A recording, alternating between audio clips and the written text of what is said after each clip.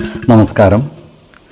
വേദാംഗ ജ്യോതിഷത്തിലെ അമൂല്യമായ അറിവുകളും ആധ്യാത്മിക ജ്ഞാന ഉപദേശങ്ങളും പകർന്നു തരുന്ന പ്രശാന്തം ആസ്ട്രോ ചാനലിലേക്ക് ഏവർക്കും സ്വാഗതം.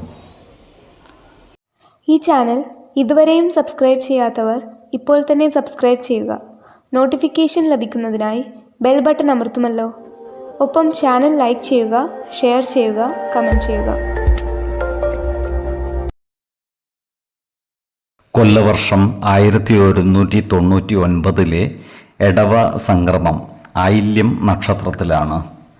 എടവം 1-ാം തീയതിയിലെ ഗ്രഹനില അനുസരിച്ച് മേടം രാശിയിൽ ബുധനും ശുക്രനും, എടവത്തിൽ സർവേശ്വരകാരകനായ വ്യാഴവും ആദിത്യനും, കർക്കിടകത്തിൽ ഗുളികനും, ചിങ്ങം രാശിയിൽ ചന്ദ്രനും, കന്നിയിൽ കേതുവും, കുംഭം രാശിയിൽ ശനിയും, മീനത്തിൽ കുജനും രാഹുവും സ്ഥിതി ചെയ്യുന്നു.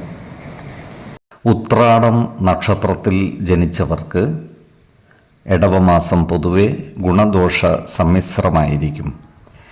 ഈ നക്ഷത്രക്കാർക്ക് കർമ്മ മേഖലയിൽ കാര്യങ്ങൾ അനുകൂലമായിരിക്കും. ജോലിസ്ഥലത്ത് സഹപ്രവർത്തകരുടെ നല്ല സഹായ സഹകരണങ്ങൾ ഇവർക്ക് ലഭിക്കുന്നതുമാണ്. അതുപോലെ തന്നെ കുടുംബജനങ്ങളുടെയും മികച്ച പിന്തുണ ഇവരുടെ പ്രവൃത്തികൾക്ക് ലഭിക്കുന്നതാണ്. പ്രത്യേകിച്ചും സഹോദരങ്ങളിൽ നിന്നും എല്ലാവിധ സഹായങ്ങളും ഇവർക്ക് ലഭിക്കും. തിരിച്ചും അവരെ സഹായിക്കുവാനും അടുത്തിടപഴകാനും ഇവർക്കും അവസരം ലഭിക്കുന്നതാണ്. ഈ നക്ഷത്രക്കാരായ കലാകാരന്മാർക്ക് വളരെ അനുകൂലമായ കാലമാണ്. കാലത്തിനനുസരിച്ച നൂതന സൃഷ്ടികളിലൂടെ സമൂഹ മനസ്സിൻ്റെ അംഗീകാരം നേടിയെടുക്കുവാൻ ഇവർക്ക് സാധിക്കുന്നതുമാണ്. ജനമധ്യത്തിൽ ഇവരുടെ പേരും പ്രശസ്തിയും വർദ്ധിക്കുന്നതുമാണ്. ഇവർ ഉയർന്ന പദവികളിലേക്ക് എത്തിച്ചേരുകയും ചെയ്യും. അതുപോലെ തന്നെ ഈ നക്ഷത്രക്കാർക്ക് പുതിയ വാഹനങ്ങൾ കൈവശം വന്നു ചേരുവാനുള്ള യോഗം കാണുന്നുണ്ട്. പഴയ വാഹനങ്ങൾ മാറ്റി പുതിയ വാഹനങ്ങൾ വാങ്ങിയാലും അത്ഭുതപ്പെടുവാനില്ല.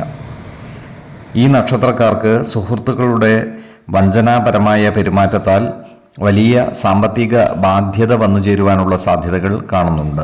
അതിനാൽ സുഹൃത്തുക്കളുമായി ചേർന്നുള്ള ഏതുതരം ഇടപാടുകളിലും അതീവ ജാഗ്രത പുലർത്തേണ്ടതാണ്. സുഹൃത്തുക്കളെ പൂർണ്ണമായും വിശ്വസിച്ച് ഒരു കാര്യവും ഏറ്റെടുക്കുവാൻ പാടില്ല. ഏതൊരു കാര്യം ചെയ്യുമ്പോഴും അതിൻ്റെ വരും വരായികകളും നിയമ സാധുതകളും മനസ്സിലാക്കി മുന്നോട്ട് നീങ്ങുന്നതാണ് ഗുണകരമാവുക. അല്ലാത്തപക്ഷം മറ്റുള്ളവരുടെ മുമ്പിൽ പല കാര്യങ്ങൾക്കും അപമാനം നേരിടേണ്ടി വരുവാനുള്ള സാധ്യതകളും കാണുന്നുണ്ട്. എല്ലാ പ്രതിസന്ധികളെയും ആത്മവിശ്വാസത്തോടെ തരണം ചെയ്ത് മുന്നോട്ട് നീങ്ങേണ്ടതുമാണ്.